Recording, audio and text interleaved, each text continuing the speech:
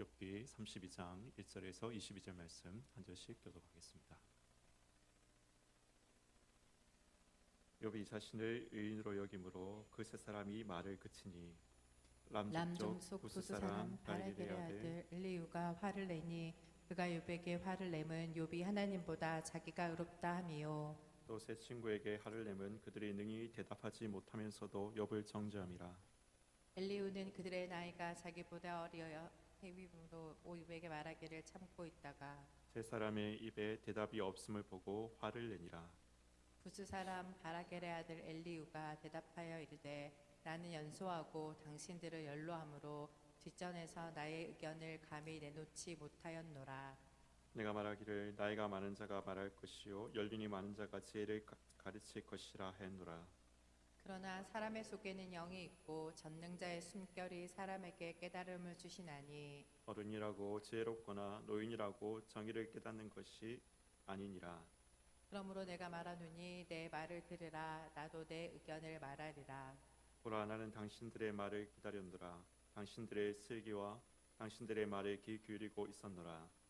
내가 자세히 들은즉 당신들 가운데 욥을 꺾어 그의 말에 대답하는 자가 없도다. 당신들이 말하기를 우리가 진상을 파악했으나 그를 추궁할 자는 하나님이시요 사람이 아니라 하지 말지니라.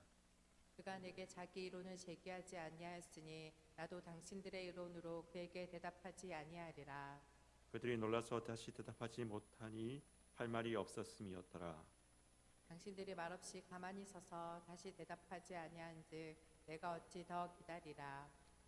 나는 내 본분대로 대답하고 나도 내 의견을 보이리라. 내 속에는 말이 가득하니 내 영이 나를 압박함이니라. 보라, 내 배는 봉함 포도주통 같고 터지게 된 새가죽 부대 같구나.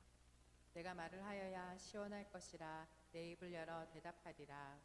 나는 결코 사람의 낯을 보지 아니하며 사람에게 영광을 돌리지 아니하리니 이는 아첨할 줄을 알지 못함이라.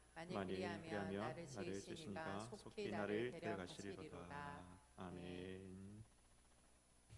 우리 선우사우와 함께 한번 인사하겠습니다.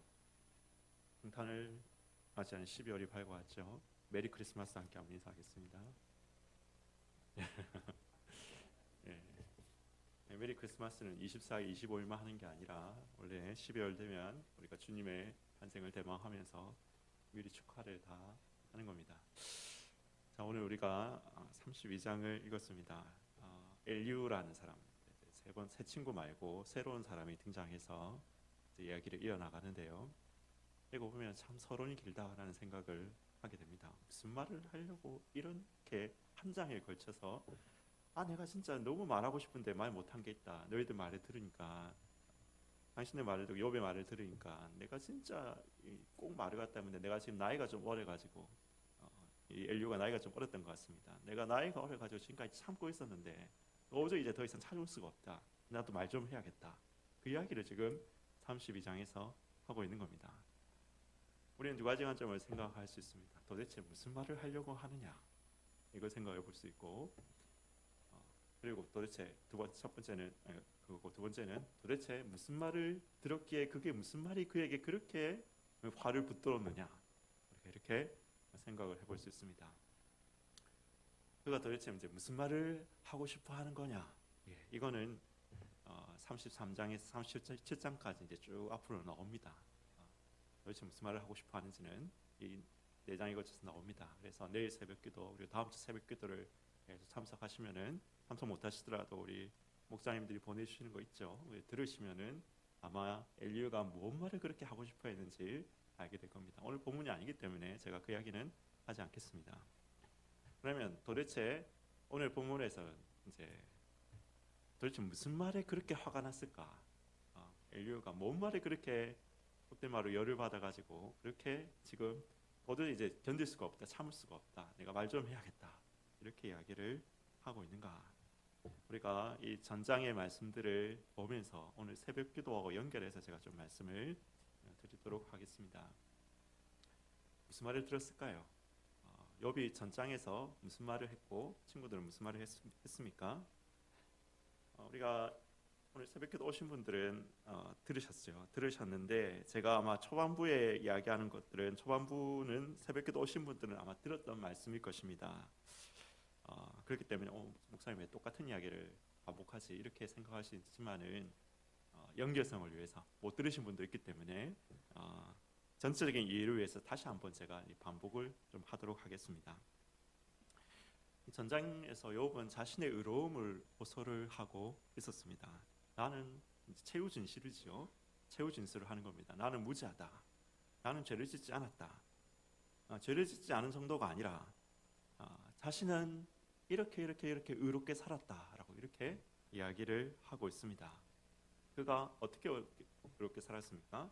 31장 말씀만 한번 쭉 보면 이런 이야기를 쭉 하고 있습니다. 31장 1절에서 4절에서는 나는 여자를 음탕한 눈으로 보지 않았다. 이렇게 이야기를 합니다. 5절에서 8절에서는 나는 남을 속이지 않았다. 이렇게 이야기합니다. 9절에 12절은 나는 타인의 아내와 간음하지 않았다. 13절에서 15절에서는 나는 종들을 학대하지 않았고 그들을 공평하게 똑같이 하나님 앞에서 똑같은 인간이라고 생각하고 공평하게 대했다라고 그렇게 이야기를 합니다. 16절에 23절에서 나는 가난한 자들을 돌아봤다. 이렇게 이야기합니다. 24절에서 25절에서는 나는 재물을 믿고 의지하고 재물에 집착하지도 않았고 재물이 많다고 재물 자랑하고 있지도 않았다. 이런 이야기를 합니다. 나는 26절 28절 나는 해와 달을 섬기지 않았고 우상 숭배하지 않았다 이야기합니다. 29절 30절 나는 나의 원수도 박해하지 않았다라고 이야기합니다. 31절 32절 나는 나그네와 난민들을 돌아보았다. 33절 37절 나는 죄를 숨기려 하지 않았고 위선적이지 않고 투명하게 살아왔다. 이런 이야기를 합니다. 39절 40절 나는 나의 부도 지금 잃어버렸지만 나의 옛날의 그 부도 정직하게 일구었다. 남의 것을 속이거나 빼앗거나 사기쳐서가 아니라 정직하게 일구어서 나의 부를 일구었다. 이렇게 이야기합니다. 여러분 이것은 욥의 허세가 아닙니다. 허세가 아닙니다. 욥은 정말 자신의 고백처럼 그렇게 살았을 것입니다. 그의 최후 변론을 들어보면 와 어떻게 인간이 저렇게 살 수 있을까 싶을 정도로 정말로 의롭게 산 사람입니다. 여러분 생각해 보세요. 음욕으로 여자를 보지도 않고 성적인 죄악에서 깨끗한 사람, 남을 속이거나 빼앗지 않고 자신의 사업을 정직하게 일구어서 부를 축적한 사람.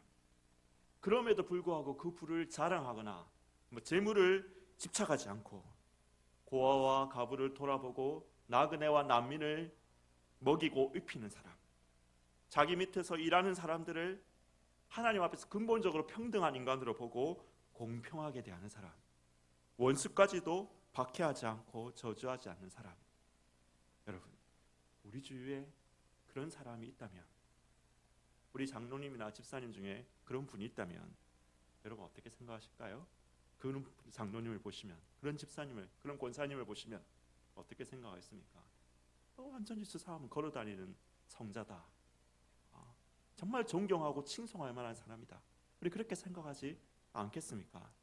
우리뿐만 아니라 우리 주변 사람들이 다 그렇게 생각하지 않겠습니까? 욥은 실제로 그런 사람이었다는 것이죠. 그런 사람이었습니다. 그런데 여러분 문제는 그거죠. 우리 주변에 정말로 그렇게 우리가 입이 마르도록 칭찬하고 존경할 만한 그런 장로님이 계시는데, 집사님이 계시는데, 욥과 같이 이렇게 고백할 수 있는 그런 사람이 계시는데 그분이 한순간에 모든 재산을 잃고 자식들마저 사고로 다 죽고 길바닥에 노숙하면서 몸을 긁고 앉아있다고 생각을 해보십시오. 우리가 얼마나 당혹스러울까요? 그런 광경을 보면 얼마나 당혹스럽겠습니까? 하나님 정말 살아계십니까? 하나님 정말 우리에게 관심이 있기나 하시는 겁니까? 이렇게 질문하지 않겠습니까? 이게 욥의 질문이죠. 하나님 정말로 살아계십니까? 나를 보고 계십니까? 왜 이렇게 무관심하십니까? 왜 나를 이렇게 박해하십니까? 욥의 질문이죠. 어떤 사람들이 이렇게 하겠죠. 저 사람 분명히 숨겨놓은 죄가 있어. 우리 보기에는 그렇게 거룩해도 분명히 잘못한 게 있는 게 분명해. 그러니까 하나님이 저렇게 치신 것이지. 이렇게 이야기하는 사람도 있겠죠. 욥의 친구들의 접근이 바로 그런 접근입니다. 욥의 친구들은 그렇게 접근한 겁니다. 다시 말하지만 욥은 자신의 양심에 비추어서 진실을 말하는 것입니다. 그는 분명 우리 인간의 기준에서는 정말로 의로운 사람, 의로워도 너무 의로운 사람이었습니다. 그는 그렇게 의롭게 살았고 자신이 결코 거짓이 없다라고 이렇게 자신하고 있습니다. 나는 이렇게 의롭게 살았다. 나는 결코 이것을 거짓이 아니다. 나는 진실하다. 나는 진짜 그렇게 살았다. 노력했다 정도가 아니라 살았다. 하고 이렇게 말하고 있습니다. 그래서 하나님 나타나셔서 나를 좀 판단해 주십시오. 나를 좀 판단해 주십시오라고 그렇게 말하고 호소하고 있는 것입니다. 그런데 여러분, 하나님이 38장에서 폭풍우 가운데 나타나셔서 창조의 신비에 대해서 이야기하시고 창조의 영광에 대해서 말씀하시고 하나님의 초월성에 대해서 말씀하십니다. 그 하나님을 뵙고 난 다음에 욥의 고백은 어떻게 바뀔까요? 42장 6절 말씀을 보면 이렇게 이야기합니다. 그러므로 나는 스스로 거두어 나의 주장을 스스로 거두어 드리고 티끌과 재 가운데서 회개합니다. 고백이 바뀌죠. 나는 이렇게 의롭게 살았다. 나는 가난한 자들을 돌아보았고 나는 속이지 아니하고 나는 이렇게 고아와 과부들을 돌아보았고 나는 이렇게 거짓을 이야기하죠. 나는 이렇게 온수들까지도 사랑했다. 여러분 이렇게 의로움을 호소하던 사람에서 나는 죄 앞에서 티끌과 죄 앞에서 회개합니다. 여러분 고백이 바뀌죠. 욥은 인간의 기준에 다시 말씀드리지만 인간의 기준에서는 탁월하게 의로운 사람입니다. 그러나 그 어떤 의인이라 할지라도 하나님의 절대적인 의로우심, 하나님의 그 창조의 그 존엄 앞에서는 나는 의인입니다. 나는 벌받을 것이 아무것도 없는 의인입니다. 라고 이렇게 말할 수 있는 사람은 이 세상에 아무도 없다는 것이죠. 여러분 우리가 보기에 아파트 50층이 높아 보이지만은 아파트 50층이 우리가 옆에 밑에 지상에서 보면 높아 보이지만은 하늘 지구를 도는 인공위성에서 보면 어떨까요? 50층이나 1층이나 100층이나 그게 그거잖아요. 차이 없잖아요. 우리 보기에는 높아 보이지만은 마찬가지입니다. 우리 보기에는 욥의 의가 정말 대단하게 보이죠. 50층이 높아 보이는 것처럼. 그러나 하나님의 그 절대적인 의 앞에서는 아무것도 아니라는 거죠. 모두가 다 아무것도 아닙니다. 욥은 자기가 의롭다라고 자신했지만은 하나님 앞에서 자기가 죄인이라는 것을 깨닫습니다. 그런데 이것은 욥의 친구들의 접근법하고는 틀린 겁니다. 욥의 친구들도 욥을 향해서 너는 죄인이다라고 이렇게 이야기했거든요. 너는 죄인이다라고 이야기했습니다. 그런데 이건 욥이 자신이 죄인입니다라고 했을 때는 욥의 친구들이 욥한테 너는 죄인이다라고 이야기했던 그 말하고는 의미가 틀린 겁니다. 욥의 친구들은 무슨 의미로 너는 죄인입니다 이렇게 이야기했습니까? 죄인이다라고 이야기했습니까? 너의 고난이 너의 죄 때문이다. 그러니까 죄를 회개하라는 의미에서 너는 죄인이다라고 이렇게 이야기를 했습니다. 욥의 친구들의 대답은 그것이었습니다. 말은 이것이었습니다. 너의 고난이 이 죄 때문이니까 이 죄 회개해야 된다. 이런 의미에서 너는 죄인이다라고 이야기했습니다. 그런데 욥이 나는 티끌 가운데서 죄 가운데서 회개합니다라고 이렇게 이야기했을 때는 고난 속에서 이 고난이 내 죄 때문이구나. 내 죄 때문에 생긴 거구나. 이걸 본 것이 아니라는 겁니다. 이 고난이 내 죄 때문에 생긴 거구나. 이걸 본 게 아니란 겁니다. 고난의 원인과 결과를 파악한 것이 아닙니다. 원인과 결과를 파악한 것이 아니라 고난 속에서 욥이 본 것은 자기를 둘러싸고 있는 껍데기들을 제거하고 하나님 앞에서 자신의 벌거벗은 그 실체를 보게 된 것입니다. 다시 한번 말씀드립니다. 그가 본 것은 고난의 원인이 죄이다. 그래서 나는 죄인이다. 이런 의미가 아니라 고난 가운데서 자기를 둘러싸고 있던 그 껍데기들을 제거하고 하나님 앞에서 벌거벗은 자신의 그 실체를 본 것입니다. 그 실체가 무엇이었습니까? 나는 내가 의롭고 착하기에 내가 이렇게 잘 살고 있다라고 생각했다는 것이죠. 혹 우리는 그렇게 생각하죠. 내가 잘나서, 내가 똑똑해서 이렇게 평탄하고 살고 있다라고 그렇게 생각합니다. 그러나 나를 둘러싸고 있는 이 인과율의 세계가 무너질 때, 내가 A를 했기 때문에 B라는 결과가 나온다라는, 그 결과가 B다라는 이 세계가 무너지는 거잖아요. 욥이 당한 이 고난은, 내가 무엇을 했기 때문에 하나님께서 이렇게 복을 주셨다, 나는 이렇게 잘못했기 때문에 하나님이 나를 벌을 주신다, A니까 B다, 이 인과율의 세계가 무너진 거거든요. 의로운 자가 보상받고 악한 자가 고난을 당하는 세계가 무너진 겁니다. 나에게 도대체 그 단서조차 이해할 수 없는 엄청난 고난이 들어닥친 겁니다. 그때 여러분, 욥이 깨달은 거죠. 인생이 아무것도 아니구나. 내가 자랑하는 의도 아무것도 아니구나. 내가 자랑하는 의로움, 착함, 지혜, 지식, 학력, 힘, 여러분, 그게 내 합리와 나의 어떤 그 합리, 나의 어떤 이성, 나의 어떤 인과율의 세계, 여러분, 그걸 뛰어넘는 인생의 그 한계 상황들 앞에서, 그 모든 것을 주관하시는 창조주 하나님의 존엄 앞에서 내가 아무것도 아니구나. 주여, 저는 죄인입니다. 저는 티끌과 제 가운데서 회개합니다. 이런 고백을 한 것입니다. 여러분, 예수님도 이런 접근을 하신 적이 있습니다. 누가복음 13장 3절 4절 우리 한번 볼까요? 누가복음 13장 4절 말씀, 4절하고 5절 말씀 우리 함께 한번 읽어보겠습니다. 시작. 또 실로암에서 망대가 무너져 치어 죽은 18사람이 예루살렘에 거한 다른 모든 사람보다 죄가 더 있는 줄 아느냐? 너에게 이르느니 아니라. 너희도 만일 회개하지 아니하면 다 이와 같이 망하리라.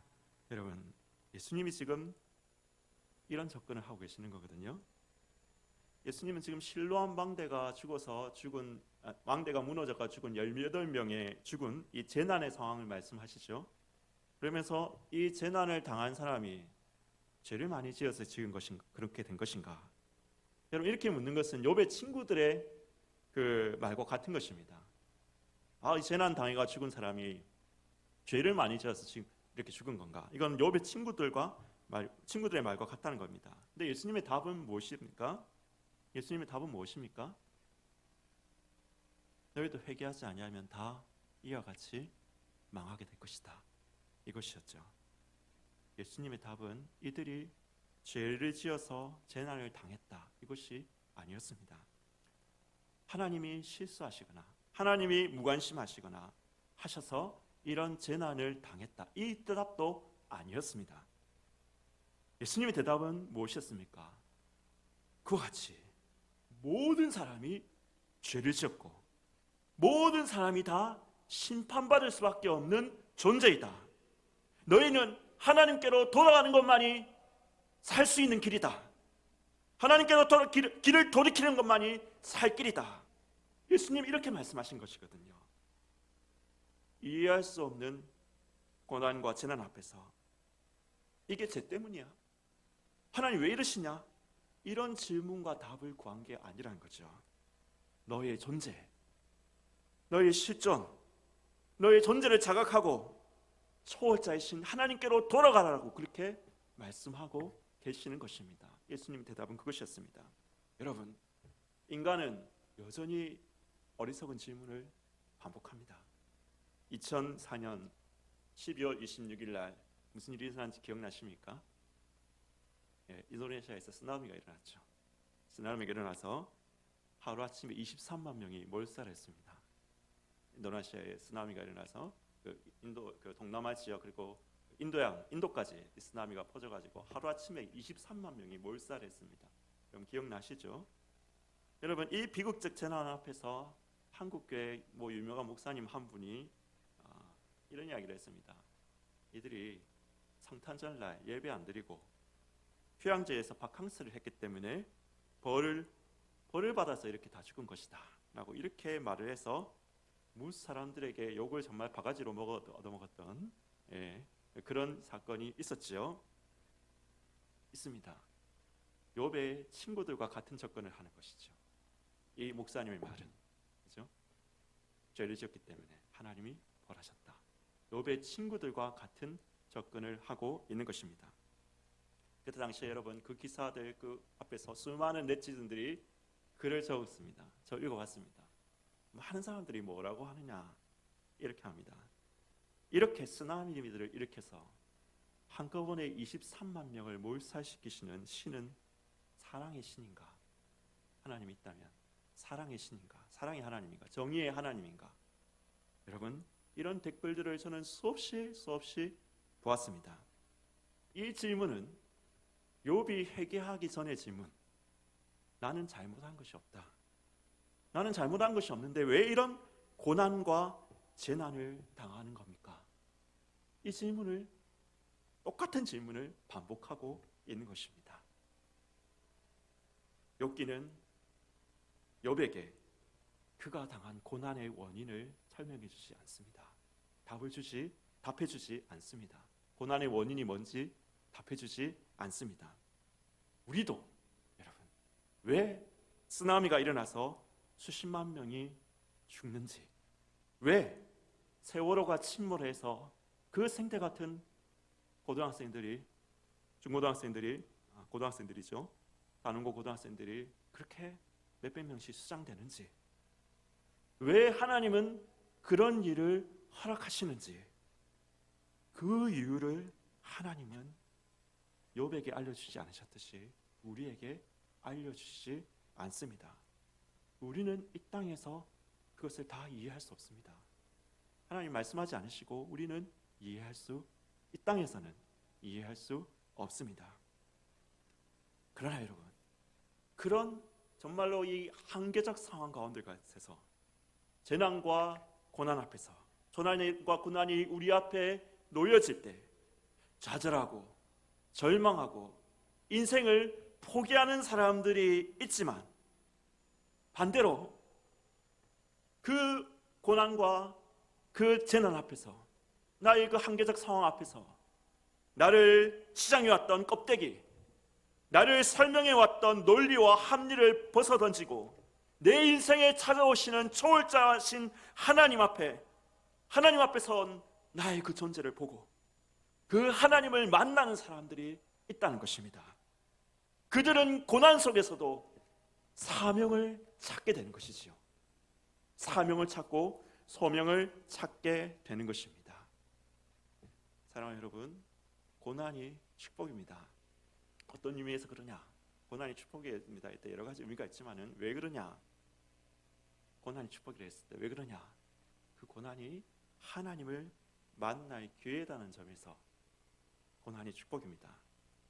여러분, 왜 서구 유럽의 교회가 지금 쇠퇴하고 있습니까?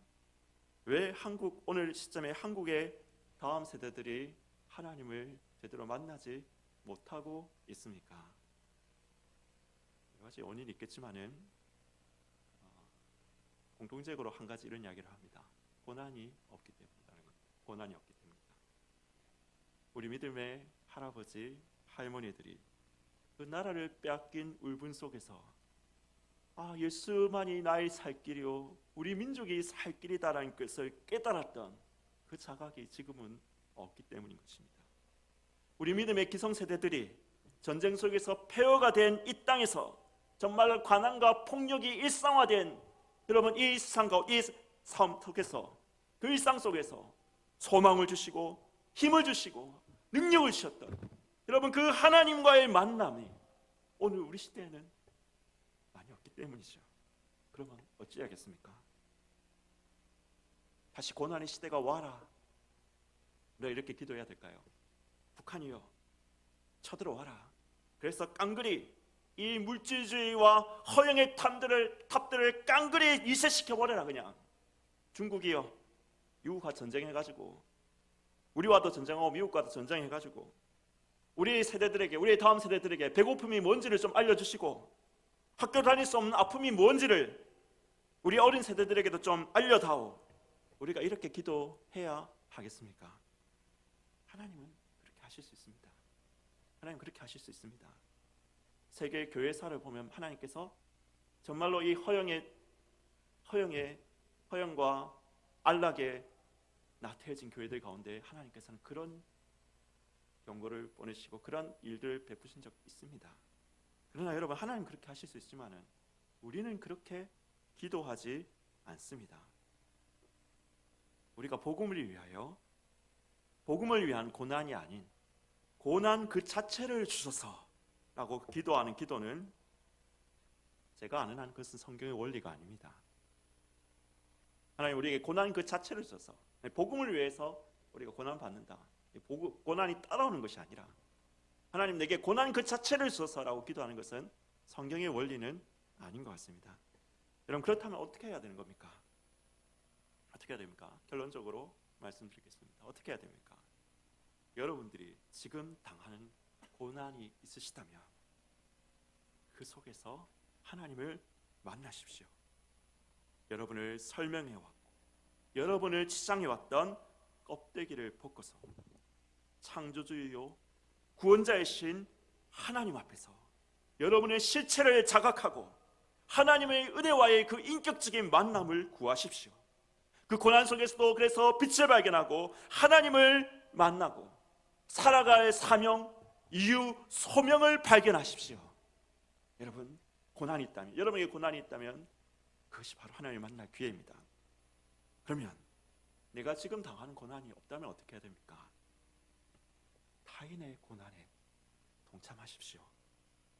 고통당하는 자, 고난당하는 자, 포로된 자, 소외된 자, 억눌린 자를 찾아가서 그 고난을 함께 나누고 짊어지십시오.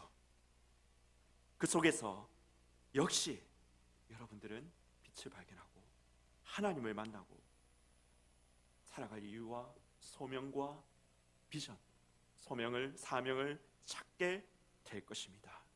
그리하여 여러분, 우리 모두가 우리의 의로움을 벗고서 나의 작은 그 합리와 논리의 그 허영을 벗고서 창조주이요 구원자이신 하나님 앞에 선 나의 존재를 보고 여러분 그 속에서 하나님을 만나고 여러분의 인생의 말씀, 인생의 사명, 인생의 소명을 자각하시는 우리 모든 여러분 되시기를 예수님의 이름으로 축원하는 것입니다. 여러분, 우리 함께 한번 찬양하겠습니다. 주가 보이신 생명의 길, 주님과 함께 이 찬양을 함께 드리겠습니다.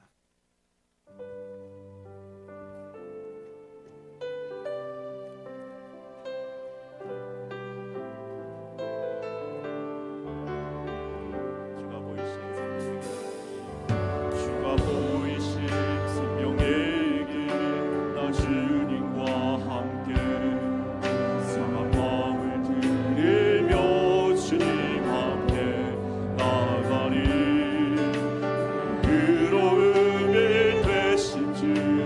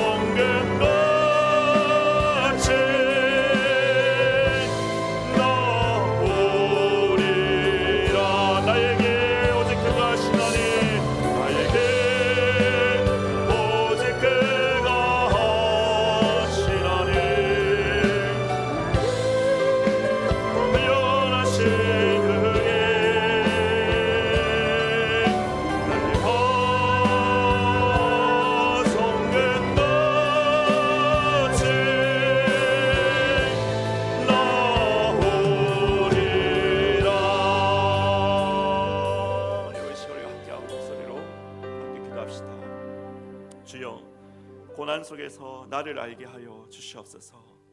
주여, 고난 속에서 주님을 보게 하여 주시옵소서.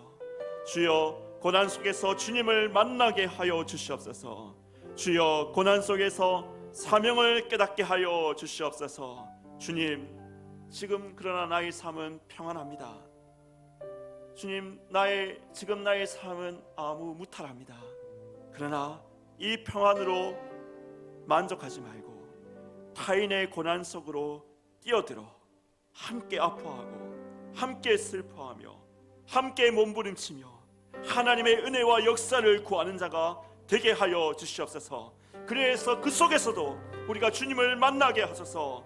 그 속에서 사명과 비전을 보게 하소서. 나뿐만 아니라 우리의 자녀들이, 우리의 다음 세대들이 하나님 그러하게 하여 주시옵소서. 이 시간 다 함께 한번 주여 은혜를 주시옵소서. 우리 함께 한번 부르짖고 우리 기도자님들 나올 때까지 함께 기도하도록 하겠습니다. 함께 기도하겠습니다.